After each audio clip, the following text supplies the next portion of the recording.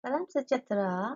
Hari ini cikgu akan berkongsi ilmu berkaitan dengan bab 2 nutrisi dan teknologi makanan untuk sains tingkatan 5. Kita akan tengok subtopik tentang teknologi pemprosesan. Salam sejahtera.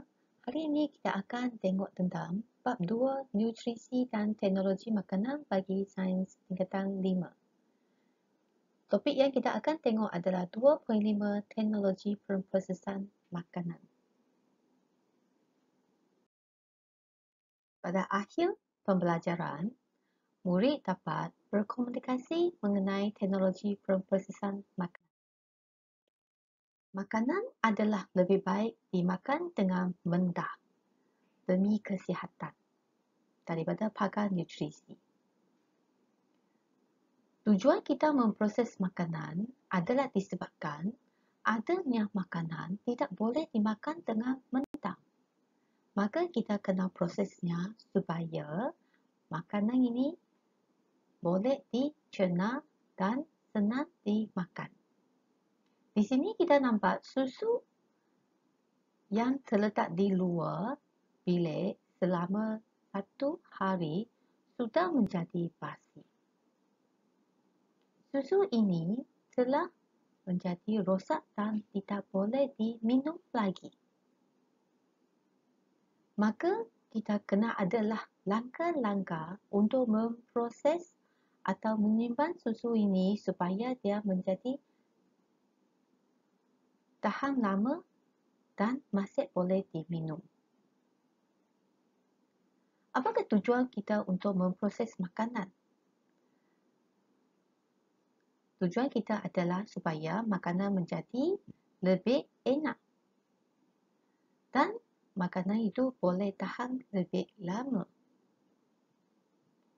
Selain itu, makanan yang sudah diproses adalah lebih menarik perhatian atau minat kita untuk memakannya. Dan makanan yang sudah proses mudah dicerna.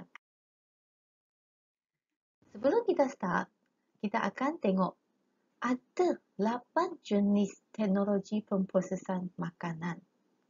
Okay. Yang pertama, memasak, penapaian, pendehidratan dan pengeringan, pempascuran, pengetinan, penyejuk peguam, penyinaran dan pembungkusan vacuum.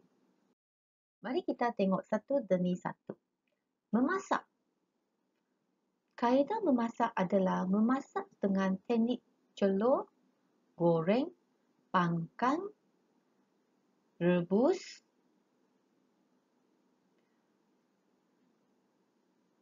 pengasapan, tumis, bakar dan kukus.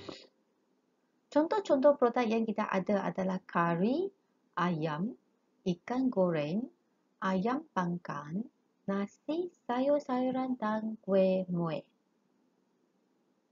Ini adalah proses untuk memasak. Yang kedua kita tengok adalah penapaian. Penapaian adalah kaedah di mana proses penguraian bahan kompleks kepada bahan yang lebih ringkas melalui tindakan bakteria, yeast atau mikroorganisma berfaedah yang lain. Okay. So, di mana kita nampak tindakan yeast terhadap glukosa akan menghasilkan etanol dan karbon dioksida. Contoh makanan kita ada kicap, kimchi, tempe, yogurt dan tapai. Seterusnya, proses pendehidratan dan pengeringan. Kaedahnya adalah kita menjemur makanan di bawah cahaya matahari, mengeringkan dengan nyalaan api atau asap dan mengeringkan di dalam ketuhar. Contoh makanan kita ada udang kering, sotong kering, ikan kering, buah-buahan kering, biji ring, cendawan dan susu tepung.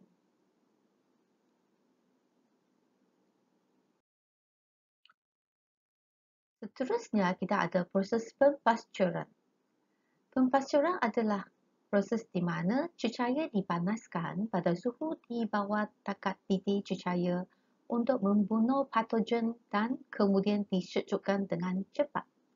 Contohnya, susu segar dipanaskan pada suhu 63 degree Celsius selama 30 minit atau pada suhu 72 degree Celsius selama 15 saat dan kemudian disejukkan serta-merta kepada 4 degree Celsius untuk memastikan bakteria berbahaya dimusnahkan. Contoh produk kita adalah susu, tepung tenushu dan jus buah-buahan. Seterusnya kita tengok proses pengetinan, di mana makanan disimpan di dalam tin yang telah disteril dan dipanaskan pada suhu yang tinggi melebihi 115 degree Celsius di bawah tekanan tinggi untuk membunuh mikroorganisma dan sporanya. Udara di dalam tin yang mengandungi makanan yang disteril itu dikeluarkan sebelum dipaterikan. Tin ini kemudiannya dipanaskan semula untuk membunuh sebarang mikroorganisma yang masih ada sebelum disejukkan dengan cepatnya. Contoh makanan kita ada daging, sup, kacang, ikan, buah-buahan, sos dan susu. Penyejuk bekuan. Penyejuk bekuan di mana makanan disimpan pada suhu 0 degree Celsius atau lebih rendah supaya dapat tahan lebih lama. Contohnya, daging disejuk bekukan pada suhu antara negatif 18 degree Celsius hingga negatif 24 degree Celsius. Tujuannya adalah pada suhu yang kurang daripada negatif 18 degree Celsius, tindakan enzim terhenti pertumbuhan dan pembiakan mikroorganisma terencat. Contoh makanan kita ada makanan laut, daging, ayam dan ikan. Penyinaran. Makanan dididahkan pada sinaran mengayun seperti sinar gamma, sinar ultra-ungu dan sinar X. Tujuannya adalah untuk membunuh mikroorganisma seperti Salmonella species dan Campylobacter species dalam daging mentah. Membunuh serangga seperti kutu dalam beras yang merosakkan makanan berkenaan. Yang ketiga, memperlahankan proses pencabahan biji benih, pertunasan sayur-sayuran berubi dan pematangan buah-buahan. Contoh produk ada sayur-sayuran, bijirin dan buah-buahan.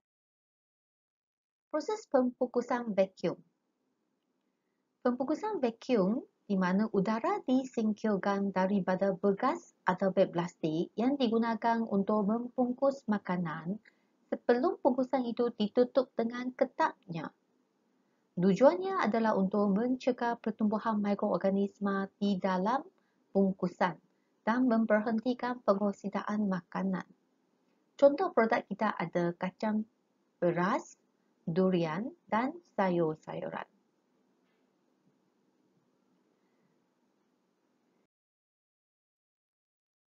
Seterusnya, kita akan tengok bahan kimia yang digunakan dalam pemprosesan makanan dan impaknya terhadap kesihatan.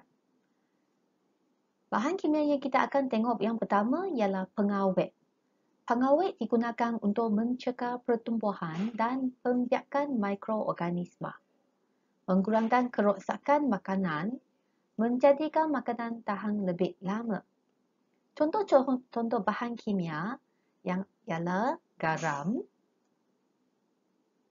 digunakan pada makanan lauk sayur-sayuran, gula pada buah-buahan, juga digunakan pada makanan yang dijeruk. Natrium nitrit dan natrium nitrat digunakan pada daging dan sausage. Asid benzoik digunakan pada jus buah-buahan dan sos tomato. Asid borik digunakan pada mi berbola ikan. Sulfur dioksida digunakan pada kordia buah-buahan. Ini dia pengawet. Seterusnya kita akan tengok perwarna. Perwarna mempunyai fungsi menambah warna dalam makanan, menjadikan makanan kelihatan lebih menarik. Contohnya ada daun pandan, kunyit, susu, karamel, santan. Digunakan pada kuih muih, minuman, gula-gula, nasi kunyit dan aiskrim. Bahan kimia pewarna ada juga tartrazina. Digunakan pada minuman ringan dan gula-gula. Sunset yellow digunakan pada kordia. Carmoisin digunakan pada kordia dan berwarna merah. Peruntuk. Peruntuk digunakan untuk meruntuhkan warna asal makanan yang tidak dikehendaki. Contohnya, karbon diaktifkan pada minyak sawit, gula tebu. Benzoyl peroksida digunakan pada gula, beras putih dan tepung dan bihun. Perisa digunakan untuk meningkatkan rasa makanan, menjadikan makanan lebih sedap dan wangi, menambah rasa semula jadi makanan. Dan kita ada gula, garam, cuka, daun pandan, vanila. Digunakan pada kuih muih, kek dan aiskrim. Seterusnya kita ada bahan kimia yang itu mononatrium glutamate ataupun disebut MSG. Dengan nama biasanya kita panggil Ajinomoto. Digunakan pada mi segera, kicap soya, kerepek kentang. Penstabil. Penstabil digunakan untuk mencegah pementapan butiran dalam makanan cair dan membaiki tekstur dan memekatkan makanan. Contohnya ialah kanji digunakan pada sos cili, sos tomato. Dan kita ada jelly yang dibuat daripada bahan kimianya gelatin. Agar-agar digunakan pada aiskrim, sup segera dan jelly. Gam akasia digunakan pada aiskrim, gula-gula dan jelly. Pemanis. Dengan mempunyai fungsinya menjadikan makanan dan minuman lebih manis. Kita ada gula, gula melaka, madu yang semula jadi, digunakan pada kuih muih, kek dan minuman. Kita juga ada aspartam, digunakan pada kordia dan minuman serta jam. Selain itu, kita ada juga sorbitol yang buatan digunakan pada makanan untuk pesakit diabetes mellitus. Antioksidan mempunyai fungsinya untuk memperlahankan pengoksidaan makanan berlemak dan mencegah warna buah dan sayur-sayuran daripada bertukar menjadi perak. Contoh bahan kimia, kita ada asid ascorbic atau vitamin C yang semula jadi, digunakan pada minyak masak. Dan kita ada tocopherol, vitamin E yang semula jadi, digunakan pada margarin dan biskuit. Dan kita ada lagi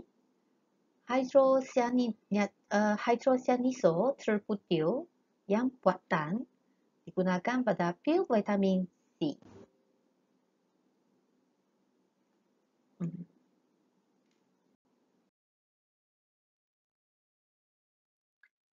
Seterusnya kita akan tengok impak penggunaan bahan kimia secara berlebihan dalam pemprosesan makanan terhadap manusia.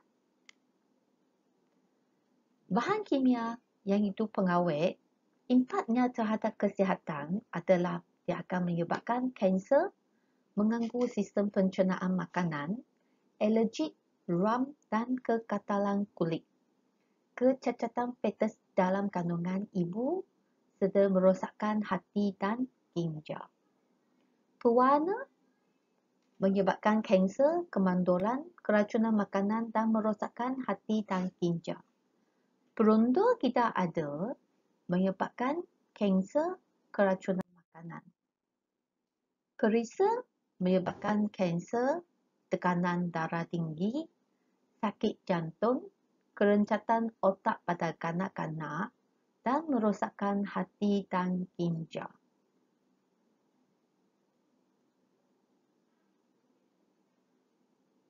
So, kita boleh nampak dengan makanan aditif ini akan menyebabkan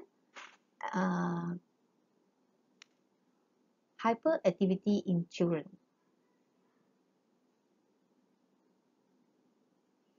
Pemanis akan menyebabkan kanser, diabetes mellitus, alergik, ram dan kekatalan kulit, obesiti dan merosakkan hati dan ginjal. Dan kita ada antioksidan akan merencak pertumbuhan badan, merosakkan hati dan ginjal, ram dan kekatalan kulit. Ini semua adalah impak jika kita mengambil bahan kimia secara berlebihan. Di sini kita nampak dalam mi segera yang kita makan, apakah bahan kimia bukan makanan yang dibenarkan di dalam mi segera ini. So, selepas kita tengok yang ini, adakah anda masih berani makan mi segera?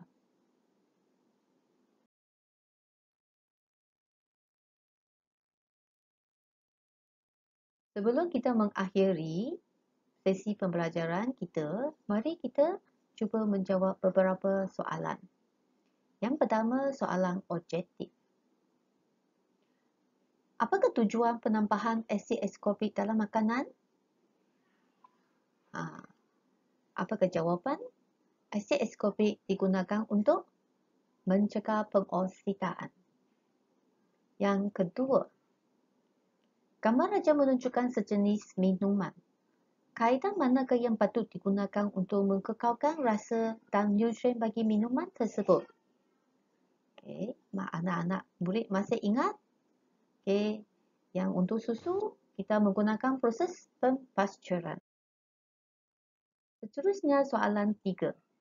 Apakah jenis bahan kimia yang digunakan dalam pemprosesan makanan untuk mencegah pertumbuhan mikroorganisma?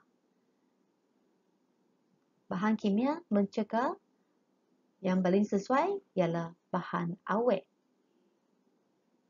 Okey, yang seterusnya, kaedah manakah yang paling sesuai digunakan untuk mengekalkan susu segar? Dan dia punya nutrien telah sedia perisanya. Yang paling sesuai digunakan di sini ialah pembasturan.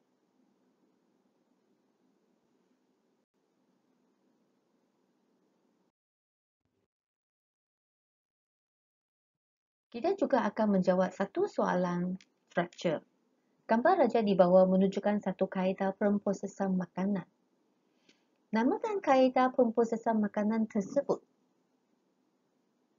Di mana makanan tersebut telah diproses dan dibungkus melalui teknologi pemprosesan untuk tujuan diekspor ke luar negara.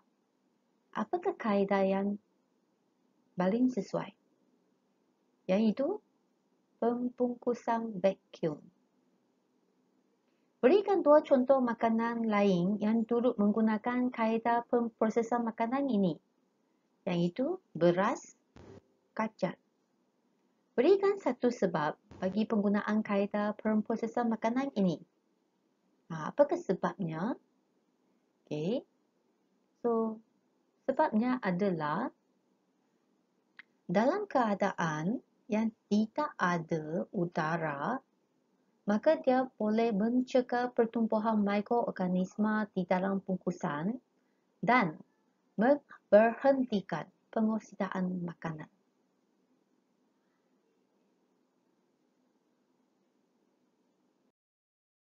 Seterusnya kita akan tengok contoh soalan esei yang berkaitan tentang bab ini. Bahagian A. Berikan dua jenis bahan tambah makanan dan nyatakan fungsinya. Okey, anak-anak murid boleh tuliskan nama bagi jenis bahan yang itu pengawet. Okey, so nama bagi pengawet yang boleh kita tulis ialah asid benzoik contohnya. Dan tuliskan fungsinya ialah mencegah pertumbuhan dan pembiakan mikroorganisma. Yang kedua, perisa, contohnya mononatrium glutamate (MSG), digunakan untuk menjadikan makanan lebih sedap dan wangi. Okey, cikgu berikan lebih lagi dua contoh. Okey, aspartam ialah sejenis pemanis, menjadikan makanan dan minuman lebih manis. Okey, lecithin adalah jenis pengemusi. Digunakan untuk mengemusi bahan yang tidak bercampur seperti lemak dan air dalam makanan. Okey, murid-murid boleh bagi dua sahaja bahan kimia dan dua fungsi dan boleh dapat 4 markah. Okey, soalan yang seterusnya. Nyatakan dua jenis bahan kimia dalam bahan tambah makanan dan kesan dia terhadap kesihatan manusia jika diambil secara berlebihan. Okey, yang pertama kita lukiskan jadual dulu. Okey, so bahan kimia kita boleh guna bahan kimia contohnya pengawet, asid benzoik. Kalau ambil berlebihan, dia akan menyebabkan gastrik, lelah, kehilangan selera makan. Mononatrium glutamate, sejenis periksa, dia akan merencak otak pada kanak-kanak. Aspartam, yang itu pemanis, akan merosakkan hati dan ginjal. Seterusnya kita tengok contoh soalan untuk bahagian B. Untuk bahagian B, kita tengok raja di bawah menunjukkan serbaudi ikan. Ikan-ikan itu akan menjadi busuk selepas beberapa jam tanpa diproses. Terangkan bagaimana untuk mengatasi masalah ini. So, ini soalan penyelesaian masalah. So, penerangan anda telah mengandungi aspek-aspek berikut. Kena pasti masalah. Masalah, apakah masalah yang dihadapi? So, kita boleh dapat jawapannya daripada soalan. Iaitu, ikan-ikan itu akan menjadi busuk selepas beberapa jam tanpa diproses. Itulah dia punya jawapan. Kita cuma ambil daripada peringkat dan saling. Nyatakan satu sebab mengapa masalah itu berlaku. Kenapa masalah ini boleh berlaku? So, ini murid-murid kenalah tulis jawapan berdasarkan teori yang anda sudah belajar. Okey, di mana ikan menjadi busuk sebab tindakan bakteria dan kulat dalam atmosfera bertumbuh pada ikan-ikan tersebut. Catatkan 3 kaedah untuk menyelesaikan masalah itu. Okay, so murid boleh tuliskan 3 kaedah yang untuk menyimpan, memproses makanan tersebut supaya dia tahan lebih lama dan tidak menjadi rosak. Yang pertama, penyejuk beguan. Okay, simpan makanan di bawah suhu negatif 18 sampai ke negatif 24. Pembungkus vacuum. Okay, kita masukkan ke dalam beg plastik dan keluarkan semua angin. So, dalam keadaan yang kedap udara. Last kali penyinaran. Menggunakan sinaran mengayun seperti sinaran gamma, sinaran ultra ungu dan sinaran X. Pilihkan kaedah terbaik dan jelaskan pilihan anda.